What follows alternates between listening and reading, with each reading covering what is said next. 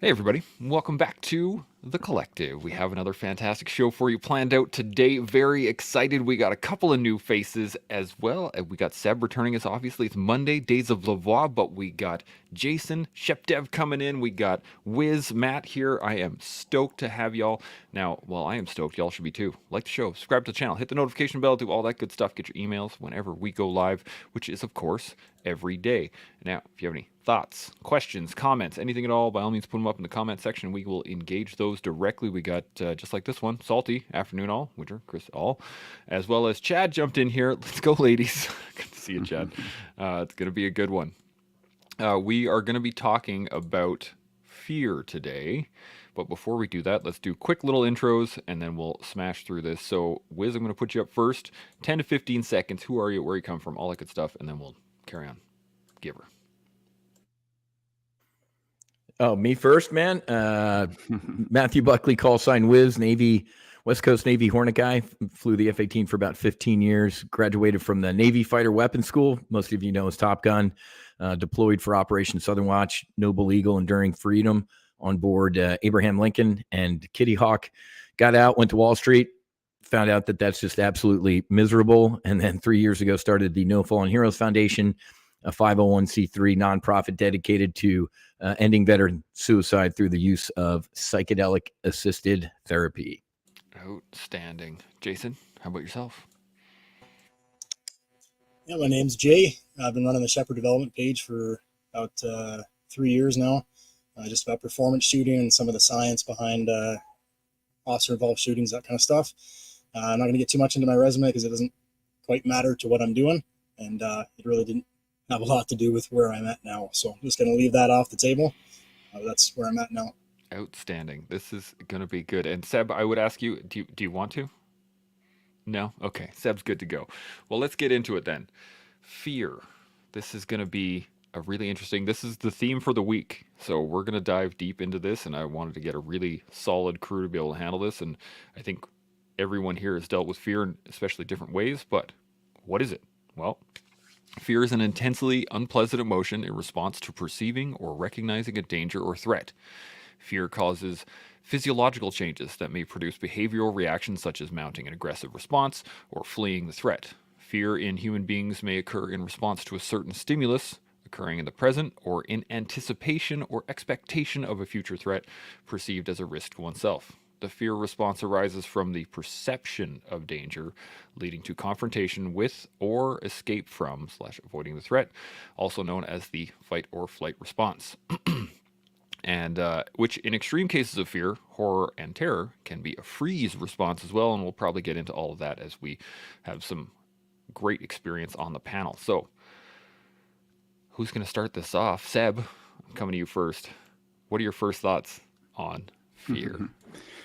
Yeah, I mean, the first thoughts are we're having another week of breaking down something that, we could speak about for a month. And I think it's important to recognize that we as human beings are survival machines. That's what our, fundamental sort of makeup is for.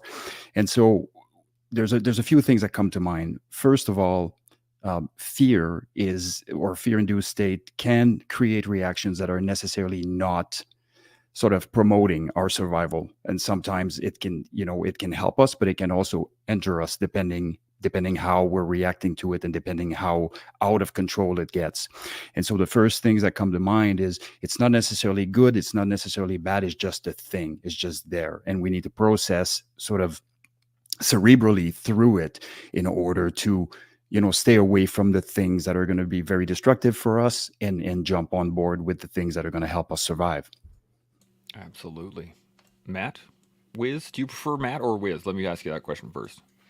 My mom and my wife call me Matthew or Matt, and everybody else calls me Wiz. So Wiz it is. There you go. Well, it's interesting talking about fear now, because fear in the military.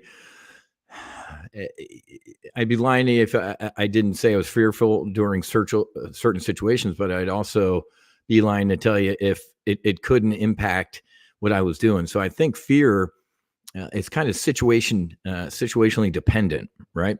If I walked up on the flight deck of the carrier and just kind of looked around, especially at night, and said, you know what, man, I am terrified or I am fearful, that's the night I would have crashed into the back of the ship. You just, there's little room for you to be fearful, to be honest with you. But, you know, there's no atheist in a foxhole.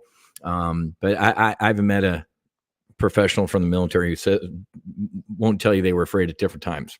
Yeah. But it's the training and your mindset and your core beliefs too deep inside of you that kind of put fear aside and let other things kind of pop up and allow you to execute. Because it's really interesting. After doing the medicine work, which I'm sure we can get into down the road, I got to tell you right now, I fear absolutely nothing. Now, we own our own fighter jet at the No Fallen Heroes Foundation. We take people flying in the fighter jet, and you probably don't want to hear your pilot say, dude, I don't fear death. But let me clear something up. I want to get old. I want grandkids. I want to, you know, be a grouchy old man sitting on my front porch yelling at kids to get off my lawn. But here's the difference. After doing this medicine work, and I actually see and believe that there is absolutely nothing to be fearful of. Don't want to get super religious, and that wasn't me in the past. I'm a very spiritual person now after this medicine experience. I don't fear anything. So it depends on where you're coming from when you're talking about fear. If you're coming from a place of lack, you might be pretty damn scared. If you don't have training, depends on what the situation you're fearful about. But if you don't have training, you're not coming from a place of strength, man, fear can overtake you, and you're in the corner sucking on your thumb. So I think fear is very situation dependent and person dependent, what they're coming at it from. Absolutely. This is a pretty standard answer on the collective is it depends. Consistent all across. Jason, how about yourself? Agreed. Nailed it. Yeah, I think it's contextual, of course, right? I'm going to jump on that bandwagon too. For me, I got to really try to decipher if it's internal, external fear. There's a very, very rare occurrence in a lot of our stuff where it's something that you're actually fearful of dying or fearful of performing because of those external things. Like, wow, okay, I'm getting shot at, or something outside of the thing that we can deal with. Generally, why I'm fearful is the internal stuff. Like, wow, my buddies are going to see what I'm about to do.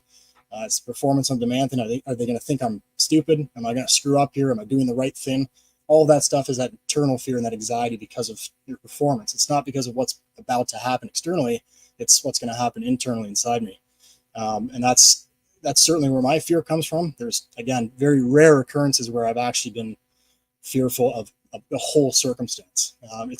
It's generally the internal thing. So I try to remember nobody really wants to see you be cool. They don't want to see you be macho. They don't want to really see you perform well. We're all kind of selfish in that aspect, but they do want to see you be real, right? Everyone wants to see you be honest. They want to see you be real. They want to see what you're feeling inside and what you're thinking of during those occurrences. So I try to remind myself of that. If I just be real and I be humble through this experience, and I know, like, I am scared. This is why I'm scared. This is why my performance is lacking. And you just be real with the entire experience. I think that gains a lot of respect, and it certainly pushes you further ahead in terms of building your confidence in the future. Because really, if you're not fearful of your buddies' opinions on you, or your opinions of yourself, those external factors are going to be very little. Yeah, absolutely. Shaun, first thoughts? Yeah, I like it. I have maybe a healthy relationship with fear in the sense of I have enough, but not too much, whatever that means. And so I think I have enough to act as the fuel to make me act appropriately in the moment. And I don't have so much that it's crippling. And so something that came to mind is when when we were traveling over the last 7 weeks in Asia. There's a moment or two out there, probably more, where someone would look at me, typically a tourist, and they'd be kind of overwhelmed by the situation that was going on, and they'd look at me and say, "Aren't you scared of dot dot dot?" And I'd smile to myself and say, "About what? There's nothing to be scared about here. In fact, everyone else here should be scared. That's just the way I feel." And so I often step into a moment and I'm not concerned about myself per se. I'm usually more concerned about the people who are with me, who are traveling with me, who are under my care or under my control or under my command, whatever word you want to use. I'm often more not fearful for them, but I'm more concerned for them. So it's rarely about my fears, and it's usually about the people around me. But if I'm just isolating myself, then I also believe that there's times when, not that I'm totally freaked out, but if you get me up on heights, man, it's a problem for me. Like, I have an unhealthy fear of heights, and I've done a boatload of jumps and a boatload of things and all this stuff. And every time I did it, there was fear, but I had to find a way to negotiate through that every single time, and I never failed. And so, on all of those moments that I was standing up on a skyscraper or whatever, well, I had to tell myself all of the things that I have to tell myself in order to negotiate the problem immediately in front of my nose, the fearful moment, and move through it. And it's no big deal if you have the right fuel, if you have the right initiatives in your own internal structure to be able to move through that moment. And so for me, it was pretty simple. I just look at the guy to my left who was also wearing black and say, there's no way I'm not going to go. There's just no freaking way I'm not going to fail the team. It's just not going to happen. So I think in any moment where someone is facing fear, you just got to figure out how to move through it. And often enough, I feel most people haven't categorized their reasons why they will move through that fearful moment. So that's my first thought. That's a great place to start. Seb, I'm going to come back to you. Thoughts on anything we've hit on so far? Because we've touched it quite a bit, but where are your thoughts going on this now? Mm-hmm. Yeah, I kind of feel the same way. I had a very sort of healthy relationship with fear during my service. And, and like Jason, I can't think of a moment where I was overwhelmingly fearful. There were certainly concerns that needed to be addressed with the training that I was provided, with the mindset that I had, with the team that I had, with all the tools that were at my disposal to negotiate whatever stood in front of us that needed to be problem solved. And just like I do with any other emotions, I generally will acknowledge them and set them aside on account of bringing back on track that prefrontal cortex and really, and all of this is anchored in purpose for me. And so, at the end of the day, everything is an inflated fear of death, really, when you think about it. Any fear that we have is a hardwired survival mechanism. So if you're okay with the prospect of death, and if that's something that you have made peace with, you and as Wiz was saying, not seeking it, not being a cowboy, not doing all those things that are going to precipitate it. But also, if you get to a point where you have accepted this as not the end of life, but as a part of life, and that you are risk mitigating and optimizing your survival chances, it becomes a mathematical equation, so to speak. And it kind of takes a lot of the sort of emotional reactions out of it, which leads into the traps that you don't want to fall into. And that's a really interesting concept. Imagine riding a motorcycle down and you realize that you're going down a corner a little bit too fast, and your first reaction is to roll off the throttle while the bike stands up, and now you're going exactly where you don't want to go. Same thing if you're focusing, if you're looking where the threat is, such as a semi, for example, coming the other way, you're going right under it.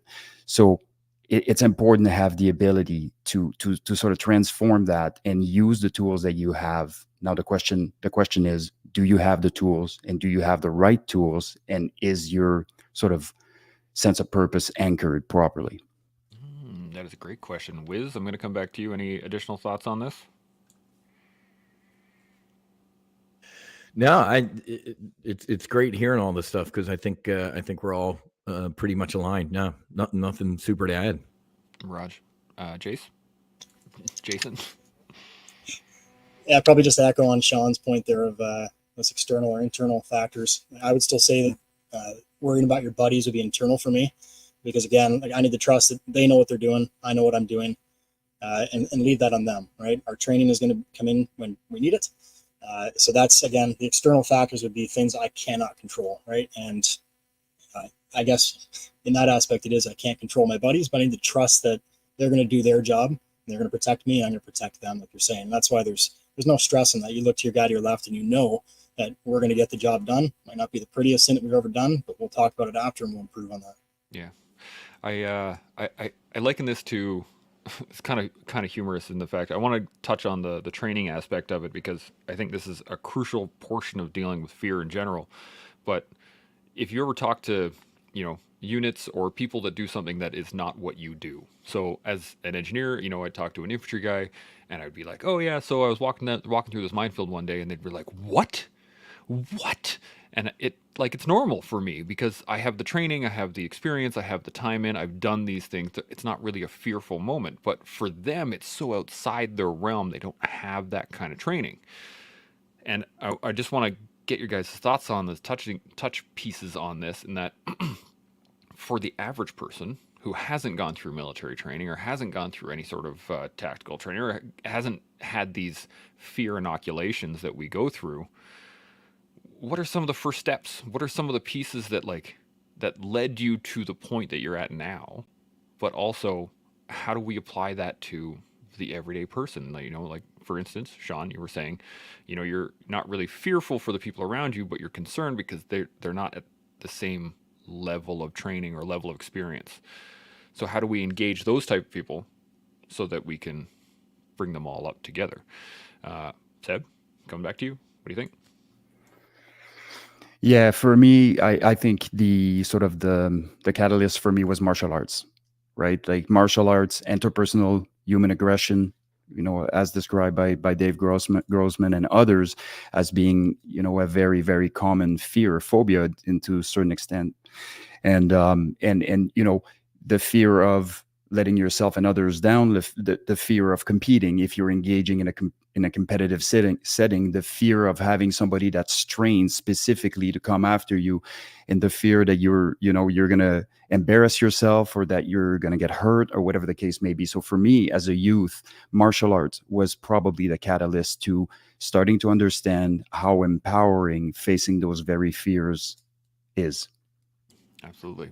Wiz, what about yourself? Yeah, man.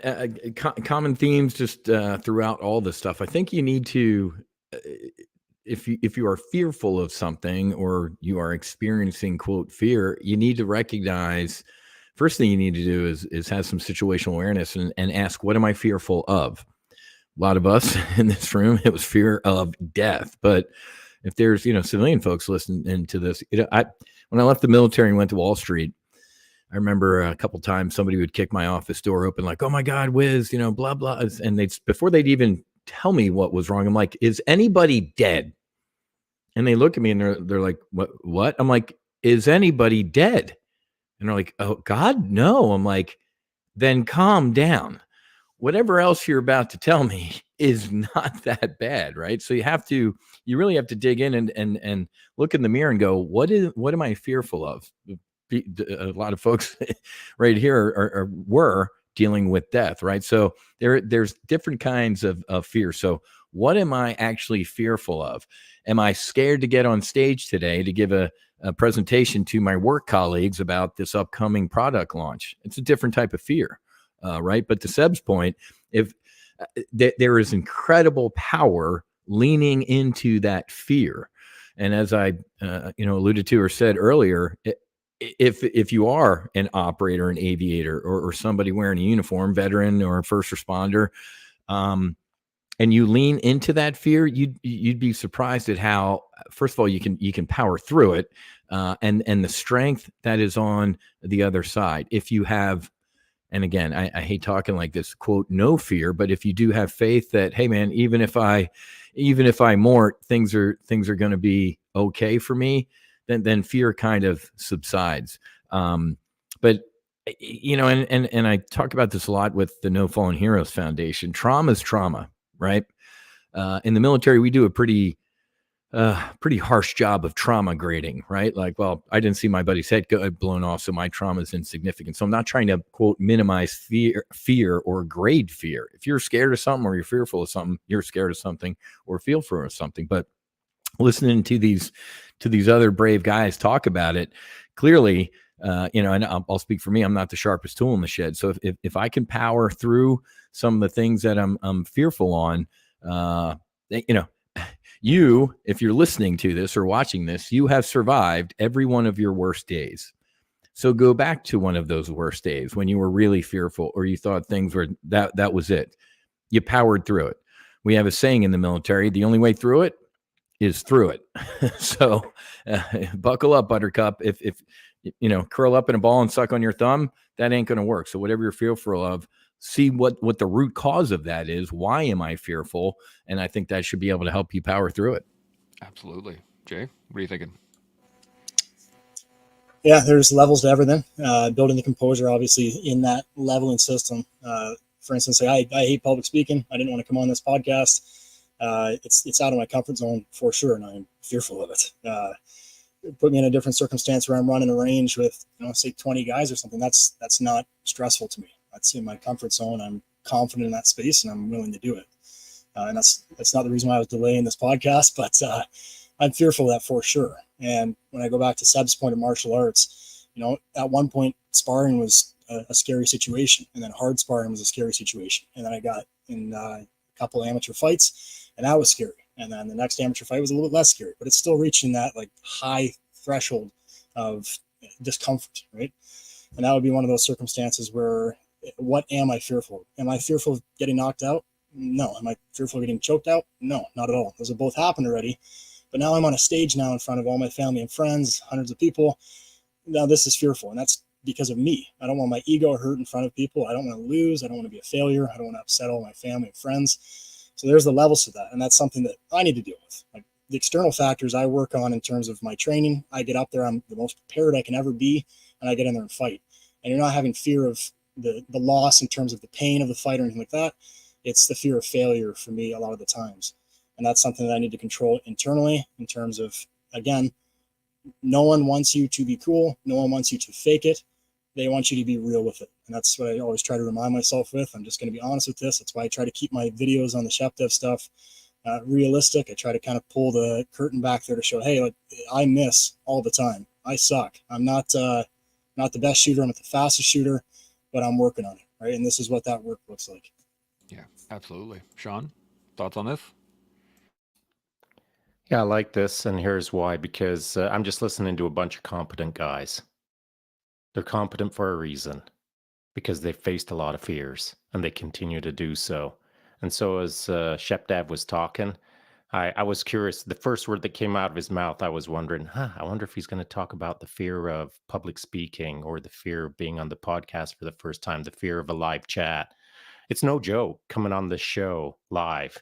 I don't care who you are. I don't care how confident you are. If it's your first time on the show, and if you've done a bajillion podcasts in the past, it's a bit different over here.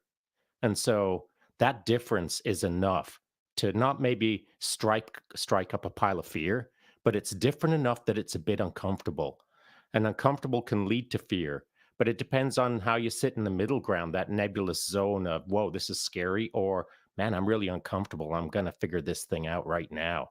And so I just see a panel of guys who figured it out a whole pile of times and are comfortable in the uncomfortable.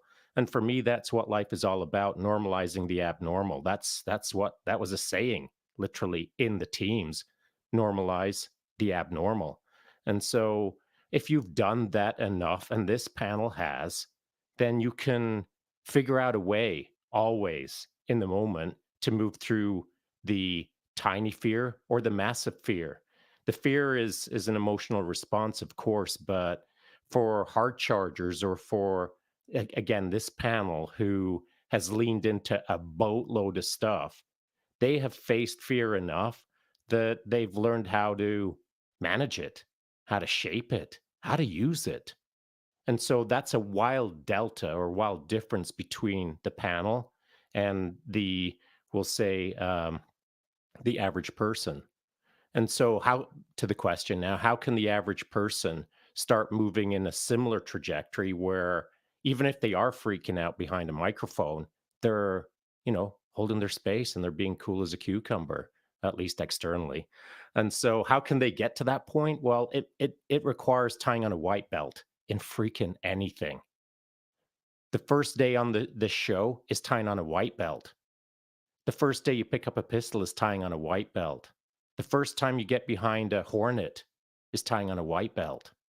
The first time, that is the key. Tying on a white belt in anything, whether it's a martial art or baking a freaking cake, it doesn't matter what it is. Find a white belt, tie it on, and step into it until you gain at least your blue belt in hornet fighting. Whatever the thing is, you got to tie a white belt on, step into it, and stick around in it for long enough that you get to process a bunch of stuff. A bunch of stuff that's going to create some success, going to create some fear, going to create all the things that you get to step through as a process. We all need new stimulus. We all need new things in front of our noses in order to recreate all of the obstacles that we need to step around, over, through, under, in order to be better, in order to be more resilient, in order to be able to then hang out in front of a microphone and process the moment and just not freak out. But that's one of the things about life, is not everyone is stepping into tying on a white belt on a regular basis. But that would be my pro tip for the day, is if anyone is out there trying to figure out how to address their fears or get better at the game of life, go find a freaking white belt. Yeah, that's such a great line. The I got a couple of comments I want to hit, and then I'm going to hit you guys with another question here. But so just quickly, Daniel jumped in here late to get in. Good to see you. Talking to horses. Hey, fellas. Lisa Myers here. Good to see you. I'm asking questions that he was typing perfect. That's the way I like to do it. Daniel asked this: do you believe one's fear can be linked to traumas from upbringing? I think we touched on this a second ago for sure, but I think a lot of our fears are based upon traumas that we don't think about from many years ago, and it's not until you actually engage those that they go away. Any thoughts on this at all? Let's go around the panel here. Seb, gonna hit you. What do you think? Well, the answer is yes, it can come from trauma, and we know that empirically. The question is, how do we circumvent? How do we flank this? How do we establish exactly what is going on and where, so that we may sort of address some of the fundamental things so that we can move through it. So sometimes there are physiological changes as a result of sustained trauma or a traumatic experience. There might be some, neurogenesis going on, where there's some changes in the brain. But what do we do about this? How do we establish, a forward course of action? Because the fear is maybe establishing something real, and maybe it also shed some light on a shortcoming. And that's the piece that we definitely do not want to neglect, because that's not going away, and life isn't getting any easier. So yeah, this is a bit of an introspection, and it has to come from within. And if you need obviously technical help to do that, there's various people that can help. But it is important to go to the bottom of it to find a fundamental reason for it, so that you can address it. Jay, I'm going to mix it up now. What are your thoughts on this? Yeah, to echo Seb, I think you need someone in your corner, or a professional there. For me, it was my wife, just going through stuff in our marriage and realizing there's things I had no idea that were coming up from my past, my parenting, and I needed someone to actually show me that, and then we can work on it, right? And something like that, you don't even know is trauma until it's coming out, and they're saying, hey, maybe this was it. Have you thought about that? Honestly, I never did until it was brought up, and that's not something you can really figure out yourself sometimes. So going to a professional, if there's something in your life that is sitting there causing you grief and you don't know what it is, ask. Absolutely. Wiz, thoughts on this? Couldn't agree more. Fear and trauma are absolutely genetic. It's in your genes. We've proven this in the medicine world. We've seen this in studies, and you can absolutely inherit trauma. You can inherit fear, but guess what? You can also break the cycle. If you can inherit those things genetically, you can stop it with you and help the people, your descendants after you, break the chain. I'd like to say that I broke the chain in my family of a lot of things, from alcohol, trauma, and all sorts of stuff.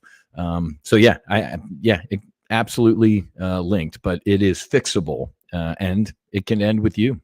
Absolutely. Shaun, any thoughts on this? I'll just add that if everyone out there considers it just like a basic training course, you sign up on the dotted line and then you finish the program. you do your best, and at the end of the day, you graduate. And that's kind of life, man. That's kind of early childhood trauma. You don't duck, dodge, dive. You're on the course of life. Just you do what's got to be done to get to graduation parade. And I don't mean like you cut corners or you don't cheat or you don't look for the hack code. You just do your thing properly as everyone else is next to you.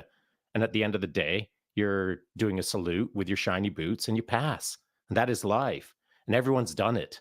Everyone on this panel has been in that moment where they're standing there with their shiny boots on the graduation parade and they're saluting and they're kind of stoked, but they don't know what's coming up next. And that's just the way of life as well. And so every single person who listens to this has probably been in a moment where they've gone through a process where they've stood on a finish line and either saluted or nodded or shaken a hand or taken the piece of paper and thought, well, I did it. But that's fear as well. You can make fear a course. You can make fear the objective. You can make your childhood traumas the objective. You can literally create courses, mini courses within your life, set them as modules, and work through them towards graduation parade. But no one thinks that way, or very few do.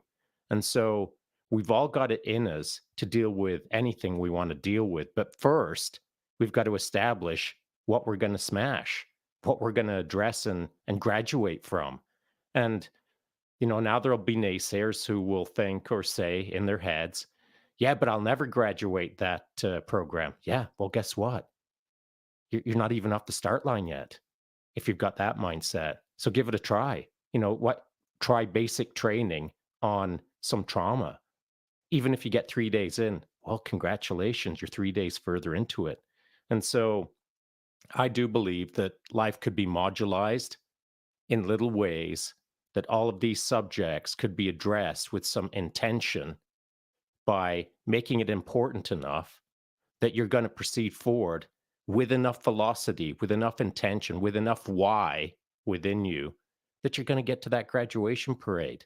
And not only will you be better for it, freaking everyone else around you will be better for it, because that's the way it works. The moment that you get better, it makes it better for everyone around you. And the compounding effect of that within the team is measurable, is visible, is demonstratable as a group effort. You can see when things are going really well for small subunits. So I think that if anyone's, thinking about childhood trauma and how it's holding them back, make it a basic training course and get to work. Yeah. There's a really great point on that I wanted to touch on in terms of, first off, perfect what you said, because I think it was Henry Ford said, if you believe you can or you believe you can't, you're right. And so that's the basics of the start of it, right?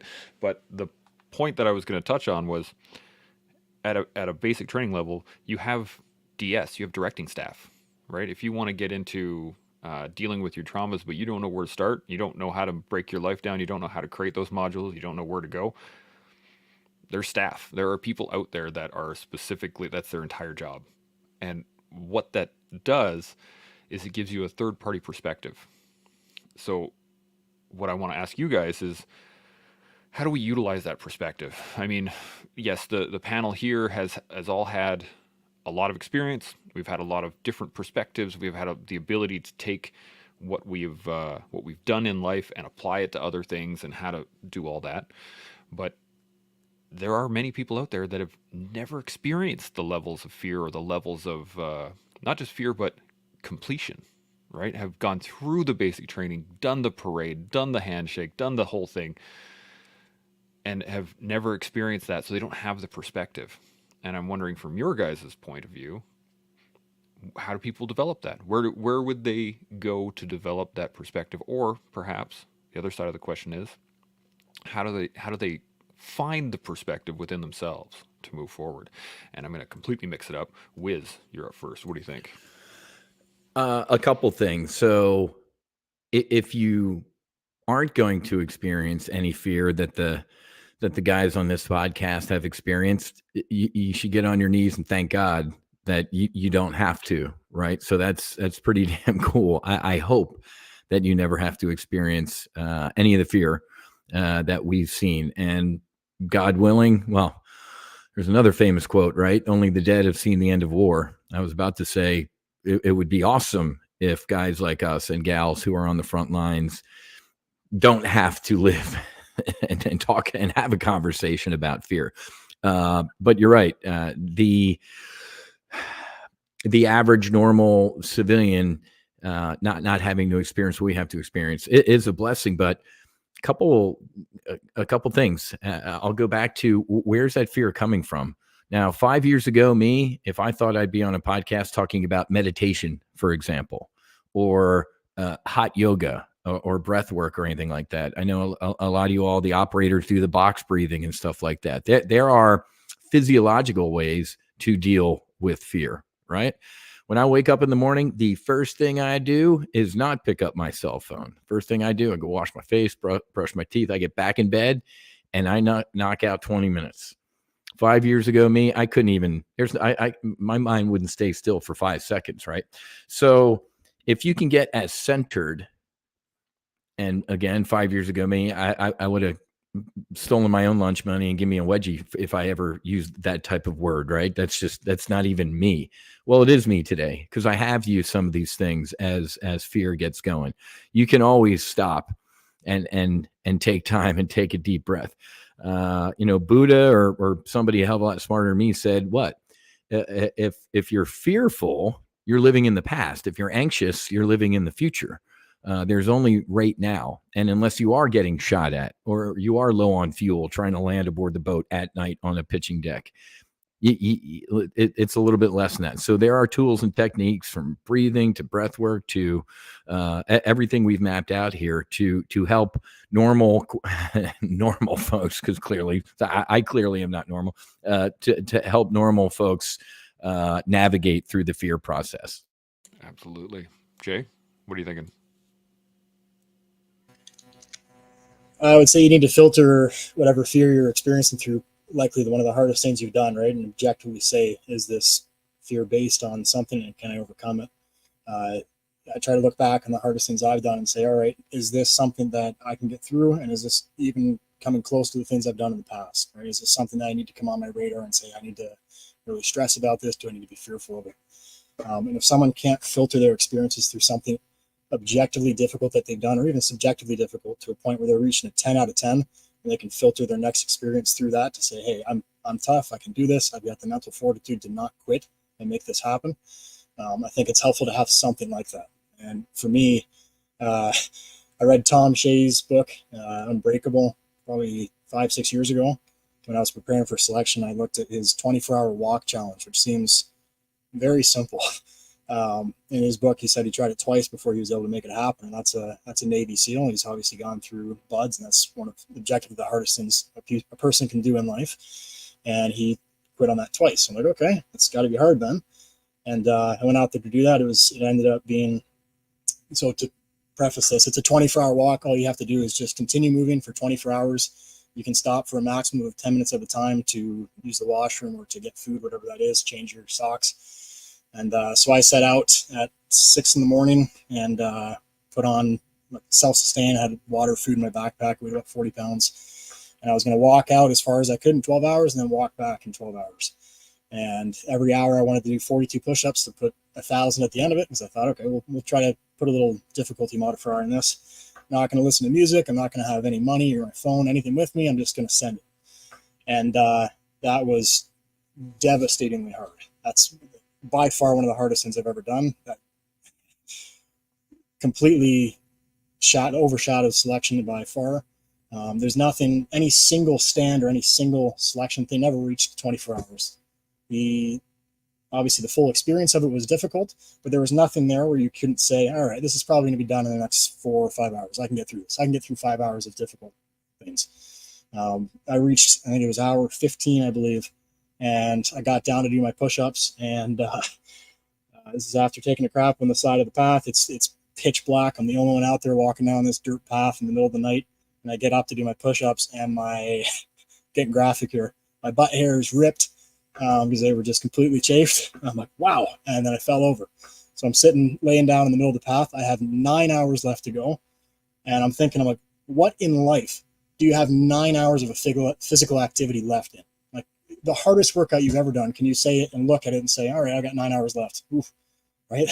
And that's something I'm able to look back on now and say, all right, like that is the hardest thing. And it's not something that destroyed my body or anything. I would say if you are able to do this, try it, because it's something that you can simply get out there and just, you can walk around a track, whatever you'd like to do. I would recommend that, and get someone to bring your food and all that. That's going to be a little bit easier. But get out there and do something hard so you can filter your experiences and filter your fear through that. Absolutely. That's great. Seb, thoughts on this?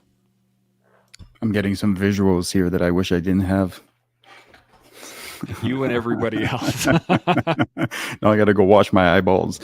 Yeah, there's a lot of good stuff being thrown around here, and one of the things I want to go back to is treating fear as an afterthought. And we do that as humans because denial is a very powerful tool. It makes us feel like it isn't going to happen. And I think about all the conversations you've ever had with family members, with people in a group, any group settings, almost any group setting, aside from group settings where people, we use dark humor and cynicism to go through life on a daily.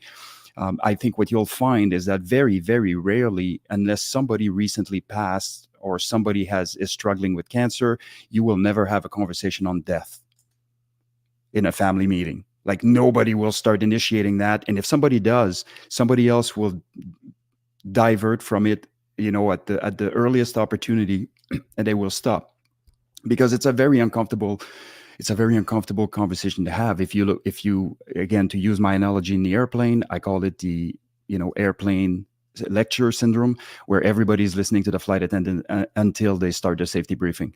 Then they stop completely, and then they start looking around, doing all kinds of stuff to distract themselves, because should they be paying attention, that's an acknowledgement that plane might crash, and that might be the end for them. And so that is not a healthy way to deal with things. For one, if you are to have the tools to deal with fear, you need to be able to embrace every opportunity that you have to make peace with fear.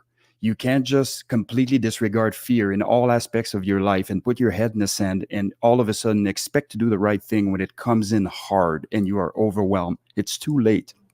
It has to happen in advance.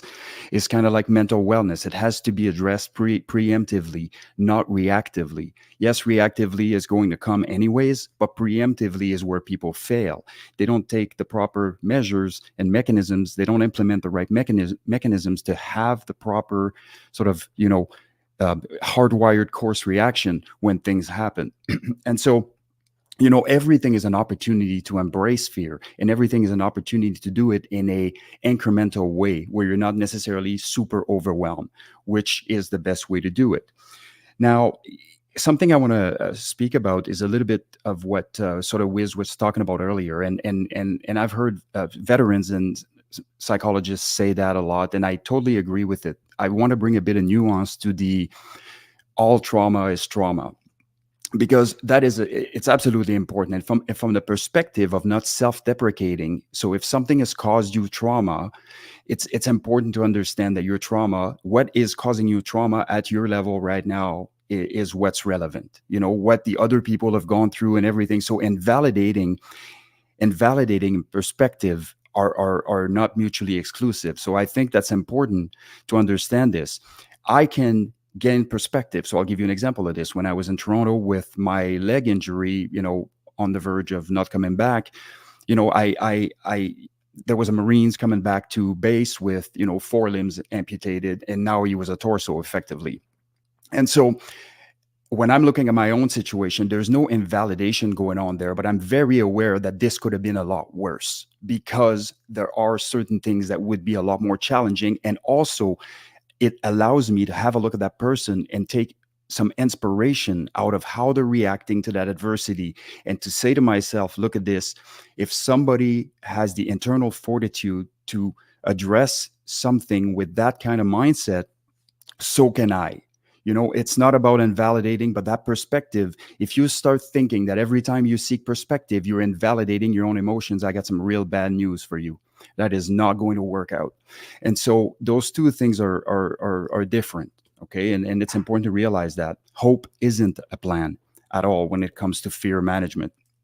And so the last thing I will say is, if you if you sort of if you address fear, or if you look at fear and the reaction, the adverse reaction that you are getting from yourself as you're negotiating fear is an escape from the cause of that fear, that is the part that you must return to. There is no ifs or buts about that. You've now exposed something that will create exponentially more difficult issues as life goes on, and it needs to be addressed. And I kind of touched on that a little bit earlier, but this could be absolutely anything. And the more control you take and the more you go into exploration, the less death grip that fear has on you. And so the day that it truly matters, that you must be the person in control, the person that's controlling chaos, the person that's, sort of the reasonable person, when everybody else is losing their mind, it's not going to come miraculously. That will be a byproduct of the work you have put in on the smaller things. Yeah, absolutely. Shaun, thoughts on this? I do. I didn't know there was a book that talked about a 24-hour walk challenge. I think that's pretty cool. Because Chance, I think I'd said to you not too long ago, dude, just freaking grab a rucksack and go walk, and then keep walking, and then keep walking until you hit a swamp, and then live in the swamp for a bit, and then walk some more. Did I not say that? Oh yeah. I don't Yep. I don't remember how long ago that was, but That was the that's how. springtime. That's right. It was springtime, which is awesome because it would have been really cold. So I think that's key. That every once in a while, myself included, we got to do things that make us super freaking uncomfortable and face enough adversity that whether it creates fear or not is maybe less important. What it is going to create is something new, something novel, something that makes us blink twice and think, wow, this is a bit much. I think we're all supposed to do that on a fairly regular basis. And that's why I did 30, 24-hour solo mountain bike races, because they're freaking hard. And it doesn't matter how many you've done, they're freaking hard. And so I set in mind that I want to become a world champion. And so that's hard, man. In 24-hour solos, it's no cakewalk. And every single one of them, I learned something. Every single one of them, I had to defeat something internal. To Shepdev's point, when you get out there in hour 12, 15, 18, 21, whatever the case is, there's no tunes blasting in your melon. You don't have anything going on except the own voices in your head. Well, it's a different gig. I mean, 2 hours, 3 hours by yourself where there's no distractions, that's uncomfortable for someone. Well, times it by 10. It's really uncomfortable until you start doing it for a while. And then it gets a bit easier, but it never goes away. The difficulty never goes away. When you're doing hard things, they're called hard things. Now, it might be easier every single time that you do it, but it's still freaking hard. And if it ain't hard, then find a way to dial it up. Grab a unicycle and become a world champion in that. So there's always a way to elevate the difficulty in anything that we do so that we can learn in the moment. So that maybe the white belt that I tied on my first 24-hour solo, well, maybe now I've got a black belt in it. I do. But as a black belt in 24-hour solo mountain bike racing, there's always a way to make that even more difficult. Ride with one hand in my pocket. It doesn't matter. There's always a freaking way. And we're supposed to figure that out. We're supposed to find a way to make it's become a bit too easy, make it a bit more difficult so that you can learn in the moment. Otherwise, the time that you spend in something is now becoming repetitive. Now it's becoming, self pat on the back moments where you've got such a handle on it that now you're feeling pretty good about yourself. Now you're feeling successful. Now you're feeling like the winner. Now you're on the podium in your mind. I think that there should always be something, a level of difficulty added to anything so that you feel like you're not the champion, that you're not the king of the hill, that it is a bit of adverse moment so that you can learn more about yourself. Yeah. This goes into I got one final point here. We got a lot of great questions, a lot of things that I'm going to be saving for the rest of the week because I don't want to get, these are all like in depth. They're entire podcasts in themselves. So we're going to get into those in a second. But the concept of preparation, is that I think the key thing that we're all kind of touching on here, and the one point that clicked in my head was, there's that story of the mom lifting a car off their kid because it's a crisis situation. All of a sudden, you're like, ah! And I think that there are a lot of people that believe that that's what's going to happen in any stressful event, in any type of thing that goes wrong. It's just like, oh, I'm just going to, we've heard this as a joke, I don't know how many times, but like, I'm just going to see red, bro. And then like, you don't know my mentality, that kind of stuff, right? But the key point of this is that it requires pre-planning preparation. You have to actually try that, because if I'm going to lift a car off my kid in an emergency situation, and I know how to do a front squat, I know how to do a front deadlift, I know how to do all these, I've been training them, I'm going to have a much better chance of success than if I have a absolutely messed up back and I've never lifted a thing in my entire life.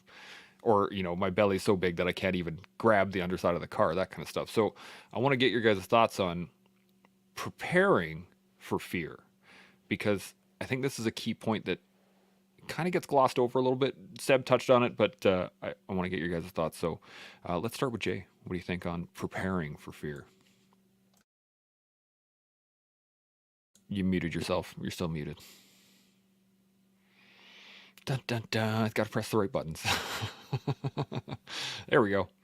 Excellent work. Yeah, I'm just echoing what we said in the past there in terms of conditioning the fear and what you can do in terms of exposing yourself really to leveling difficulties of fear, right? Obviously, you don't want to throw yourself right into that situation where you're picking up the car off the kid, because it might not work.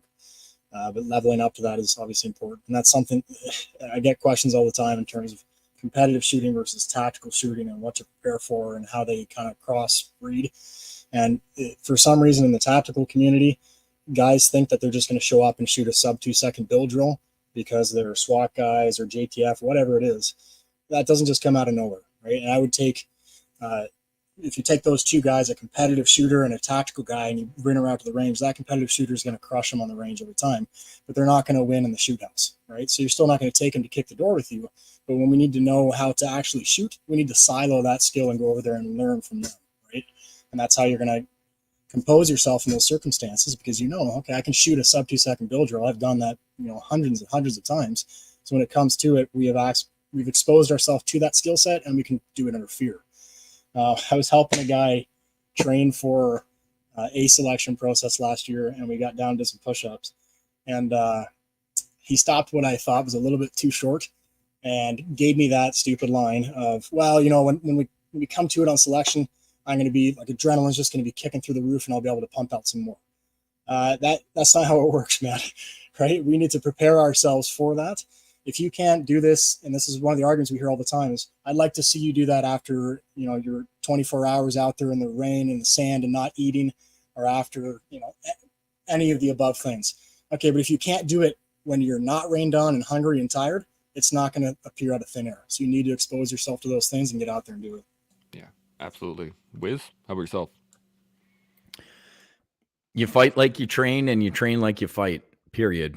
So, especially, all of us in the military, if we went anywhere in the world and we were surprised, or we were outgunned, or we sucked, then we failed, right? So yeah, flexibility is the key to air power, but planning is the key to flexibility, right? So if you're facing something in the future that you think could cause you fear or be fearful, man, you got to get ready for it. And I would say, especially looking at all these guys, first thing is physical fitness, man. I see a lot of people in the business world who couldn't pass a civilian PFT, let alone a military PFT. Man, people who, if you're not doing good physically, you ain't going to do good mentally, right? So condition your body. What's the famous, I'm old enough to remember before real computers, but GIGO, garbage in, garbage out. How about preparing your body too, man? If you're eating crap, you're going to be crap, period. You are what you eat. So you got a tight physical fitness regime. I'll eat my steak and my pizza every once in a while, but I'm allowed those things because I do take care of everything else. Mindfulness practice, like I said, if you can get centered and be present, it usually knocks the fear down a peg. So take care of your body, take care of your mind, hell, take care of your soul, whatever that means to you. I personally believe that there's something greater than this. And if you can tap into the spiritual aspect, if you want to use the word religious, I don't care whether it's God, Muhammad, Buddha, Jesus, Ganesh. Most people believe in something bigger than themselves. And if you have faith in that, I think you're blessed and unstoppable. I did the medicine for the first time with Marcus Luttrell. And man, he's just a completely different human being. And he'll call me a couple times a week, like, Wiz, how you doing, man? I'm like, blessed and unstoppable, because that's his line, right? Because technically, man, we are all blessed and unstoppable. If you got headphones on and you're working out right now, listening to this podcast, or you're stuck in traffic thinking the life sucks, holy crap, man. You got a phone, you got a computer, you got a roof, you got electricity, man.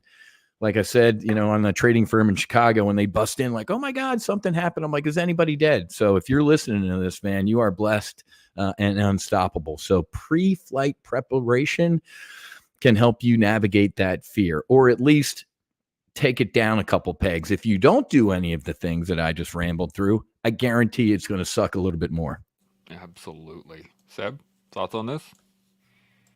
Yeah, I couldn't agree more with all of this. I mean, we could go on forever, but yeah, one of the things that I think perhaps is a bit of a gap in this conversation is giving some actionable items, just to some of the things that I used to do with my guys, for example, and some of the things that I encourage people to do in order to sort of make peace with some of the fears is to.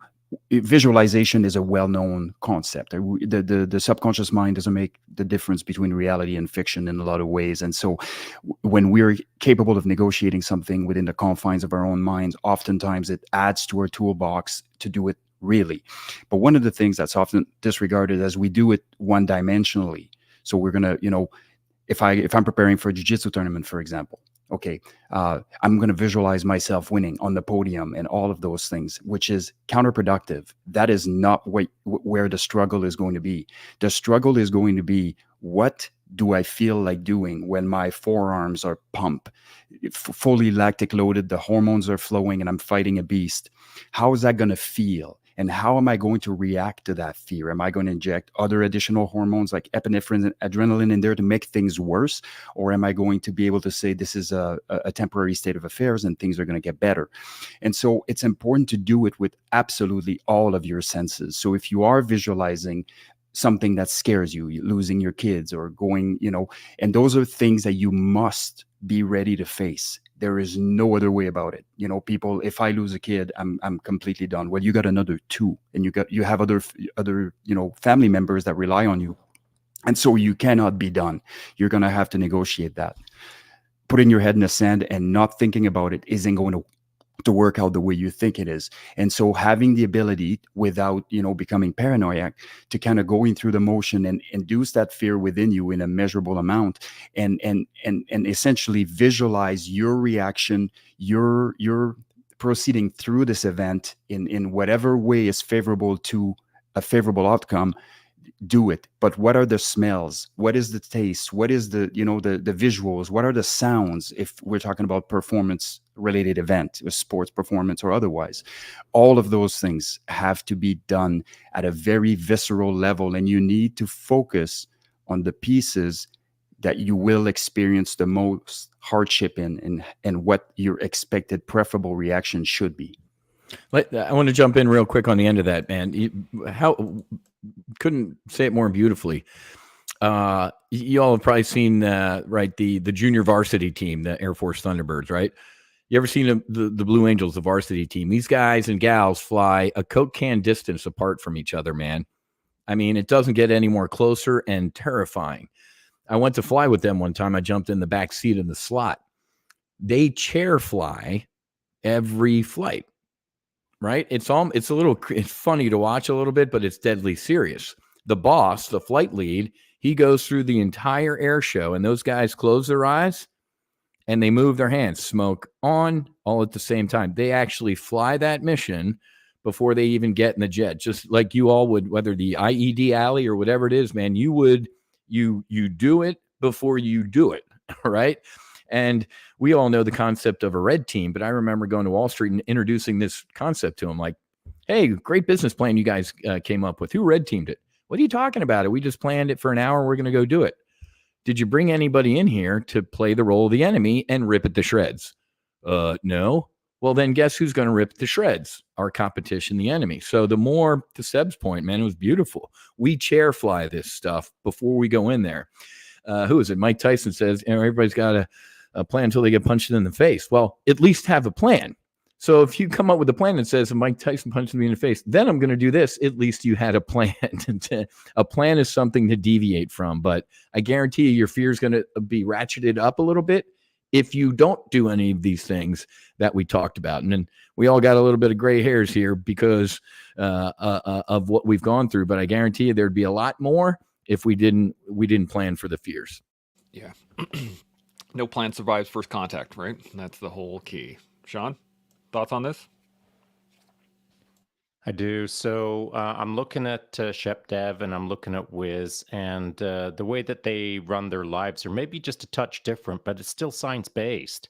So ShepDev is on the timer. He's looking for ways to shave the milliseconds. He's very process-based. He's tightening up everything in his particular arena.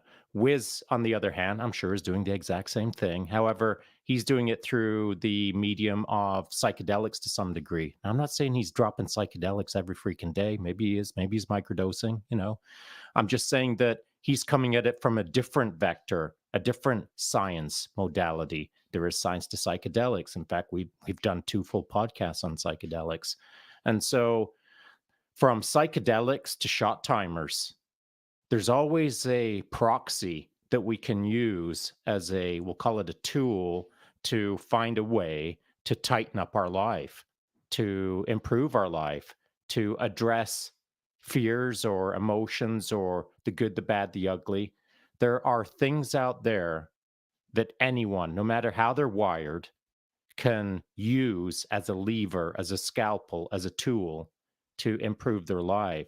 And I think that's the key to this conversation from my perspective is it doesn't matter who you are, whether you've ever tied a white belt on or not, or whether you think that there's a tool out there that you can use. There is. But it's for you to figure out what that is that's going to start improving your life. And if you haven't figured that out yet, then look around. Ask any of the fine fellas on the panel. Ask me. Ask your neighbor. Ask freaking anyone who's going to give you a different opinion that will make you rethink this subject of fear, make you rethink this subject of how to do life better. Absolutely. Now, I know we could probably stay here and talk about this forever because it is a very deep topic, but we are a little bit over time. So I just want to say, first off, thank you guys. This has been fantastic. Wiz, Jay, Seb, Shaun, the great initial opening salvo to Fear Week. I think we got so many points here. We got great questions. I am stoked for the rest of the week. It's going to be awesome. Any final thoughts? Anything still bubbling in the back of your brain or anything that you want to bring up just before we finish off? Seb, I'm going to start with you. I'll work our way down. What do you think? Yeah, just very quickly to Shaun's point, going into exploration, and I won't stop saying this because that's a critical piece of this operation, but having an open mind, the mind works like a parachute when it's open. If you're consistently in your own way, because you're consistently overanalyzing certain things, you're consistently taking your information by, from people that shouldn't be trusted or sources that are not trustworthy and all of those things. And if your mind is closed to a variety of different things for a variety of reasons, you're going to miss out immensely. So you have to understand that if you don't know how to make your situation better, somebody else ought to. And if what you have done so far hasn't worked 100% for you, there is something you can do different. But if your mind is closed, that's never going to happen. Yeah, 100%. Jay, final thoughts? Yeah, just to echo Wiz and Seb there about the seriousness of mental conditioning and actually putting on that mental armor. It's something that we do kind of put in the background in terms of physical conditioning, and we'll visualize. But again, what does that visualization look like, and how intense do we need to get on it? We don't make fun of guys sitting over there stretching their limbs out before a jits competition, but for some reason, a guy that's staring at a wall with a blank kind of look in his eyes, visualizing what it's going to look like to compete, that's weird, right? And I think that stigma there of visualization and actually putting on that mental armor for what we're about to do and knowing that this is going to be hard is something that we need to kind of normalize. Yeah, absolutely. Wiz, final thoughts? Yeah, one of the again, I talked about my transition from the military to the business world, whether it's red teaming or debriefing. Another thing that a lot of civilian folks don't do is contingency plan. You all know that before we stepped out on an op or I got airborne, I sat there and I went through anything that I thought could possibly happen, not from UFOs landing and stealing my body type of thing, but what realistically could happen that I can, I'm sipping on my venti upside down caramel macchiato in the air conditioning instead of freaking the hell out airborne when I get shot at or something bad happens, right? If you can, before you go do something, because fear is what? The unknown, right? I'm scared of something because maybe it's unknown. Then maybe before you put yourself in a situation that might induce fear, contingency plan around it. What realistically could go wrong during what I'm about to do that I can think about now before freaking out if or when it happens, man. A lot of people, whether it's y'all on the ground or us in the air, they watch the movies and stuff like that. They're freaking and yelling and back and forth. I'm like, In combat, it's usually deathly quiet, at least over the radio, because everything's going as briefed.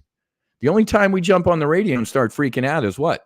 If it's going not as briefed. And that means we did a poor job planning because we should have known whatever that was going to happen. Now I didn't like this guy, but I'm going to at least steal his quote. Donald Rumsfeld, at the end of one of his quotes, said, "There are the unknown unknowns in the fog of war, and then you just got to deal with those. But before that, there are known knowns and known unknowns. But there's always that third category there. But if, like we talked about, if you do at least some modicum of planning, your fear is going to be lowered a little bit. So contingency planning is my last food for thought." Absolutely. Shaun, final thoughts on this? Yeah, visualization is super important, as is contingency planning. We just spoke about it last week on the podcast, and if you're interested in learning more about visualization, dig back into the archives, and there's more fuel for the fire, as it were. And so I think that building off of what Wiz just said, it all comes down to how prepared are you, and you're probably not prepared if you don't think that you're on a course called life that you got to do better in.